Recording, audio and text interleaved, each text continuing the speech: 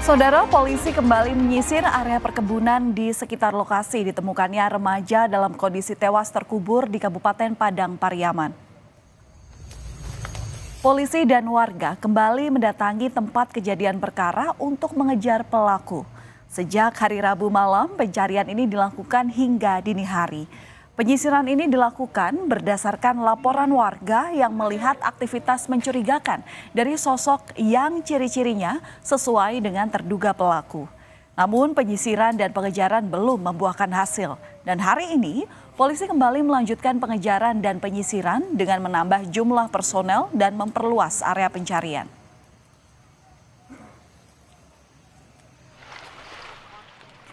Sebelumnya, polisi menerjunkan anjing pelacak untuk menelusuri jejak di tempat kejadian perkara. Dari penelusuran ini, bukti baru berupa baju, kaos lengan panjang ditemukan.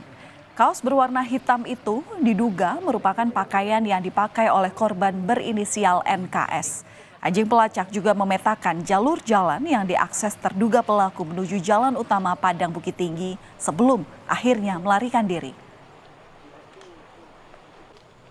Kita diperbantukan dengan K9 dari Ditsamapta Polda Sumbar.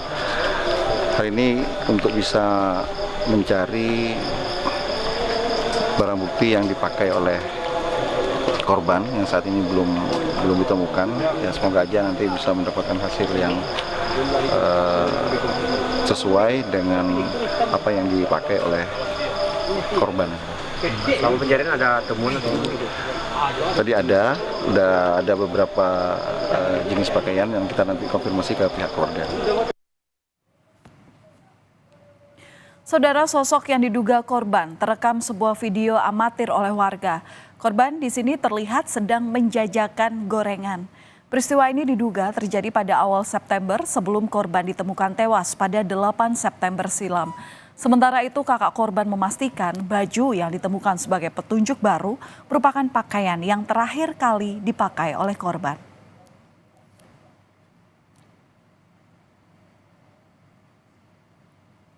Dan untuk mengetahui perkembangan terakhir terkait kasus kematian remaja yang terkubur di Padang Pariaman, kita akan langsung tanyakan kepada jurnalis Kompas TV Rio Johannes yang ada di Kota Padang. Selamat malam Rio, jadi dari penelusuran di tempat kejadian perkara, apakah sudah bisa disimpulkan oleh polisi dengan siapa yang diduga menjadi tersangka dalam kasus ini?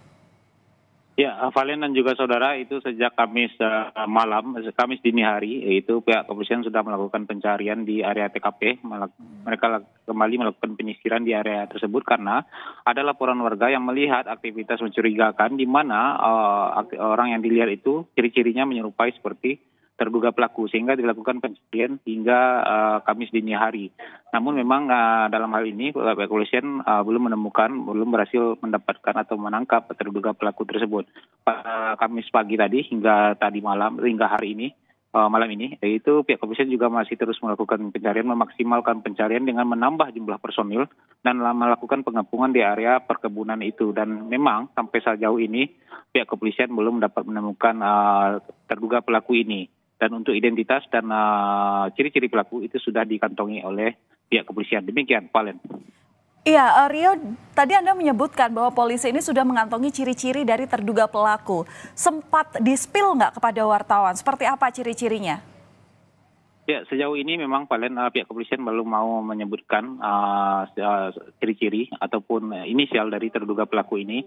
Terduga pelaku ini didapatkan berdasarkan dari keterangan saksi-saksi yang sudah dilakukan pemeriksaan oleh pihak kepolisian dan memang didapati satu terduga pelaku. Dan untuk peristiwa ini, kasus ini memang pihak kepolisian selain tidak menyebutkan identitas dan ciri-ciri pelaku, juga tidak menyebutkan berapa jumlah terduga pelaku ini dalam yang menyebabkan tewasnya gadis penjual gorengan di Kabupaten Padang Pariaman ini. Demikian, Valen.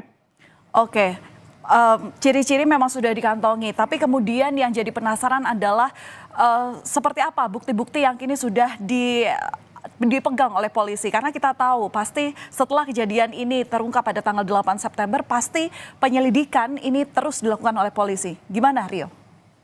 Ya, Valen, sejauh ini memang pihak kepolisian baru melakukan pemeriksaan terhadap keluarga terdekat dari korban dan juga orang-orang yang melihat korban dan berkomunikasi dengan korban di hari terakhir saat sebelum dia dinyatakan hilang. Dan dari hasil olah TKP juga ditemukan barang-barang bukti berupa jilbab korban, baju korban, sendal, gelang, dan juga cincin milik korban yang ditemukan di lapangan. Dan itu juga dibantu dengan unit dari K9 anjing pelacak.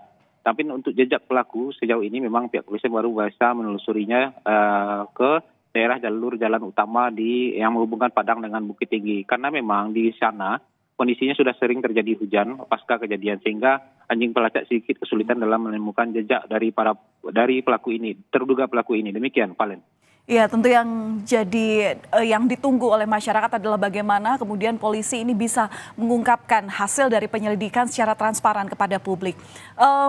Kalau kita bicara soal korban, Rio, Anda berada di lokasi dan otomatis sudah sempat ngobrol begitu ya dengan keluarga korban, seperti apa kehidupan sehari-harinya dari korban ini. Sebenarnya sosok korban ini seperti apa? Lantaran kita tahu bahwa korban ini berprestasi, tapi ya semangatnya, ngototnya untuk mencari uang ini ya akhirnya berbuah tragis. Ini seperti apa, Rio? Ya, Valen dan juga saudara, memang sosok korban ini di mata kerabat, di mata warga sekitar, dan juga di mata keluarga, dia adalah sosok anak yang rajin, patuh kepada orang tua, dan juga dia adalah pekerja keras. Dia sadar sosok anak yang sadar diri karena berasal dari keluarga yang kurang mampu, sehingga dia juga ikut membantu untuk mencari uang untuk membantu perekonomian keluarga. Dan tidaknya uang yang dia cari bisa untuk memenuhi kebutuhan belanja dia sehari-hari. Korban ini juga berprestasi di sekolahnya sejak SD. Dia selalu mendapatkan ranking di kelas sehingga dia sering mendapatkan beasiswa. Dan pada tahun ini pun dia mendapatkan beasiswa KIP di salah satu universitas swasta di Kota Pariaman. Dan dia sejauh ini dari informasi yang disampaikan pihak keluarga, dia tengah gencar giatnya bekerja, tidak hanya menjual gorengan, bahkan dia juga mau menjadi kuli panggul untuk mendapatkan uang, karena dia membutuhkan laptop. Dia ingin membeli laptop untuk menunjang proses perkuliahannya nanti. Namun sayang memang saat ini cita-citanya kandas karena dia nyawanya dihabisi oleh orang yang tidak bertanggung jawab.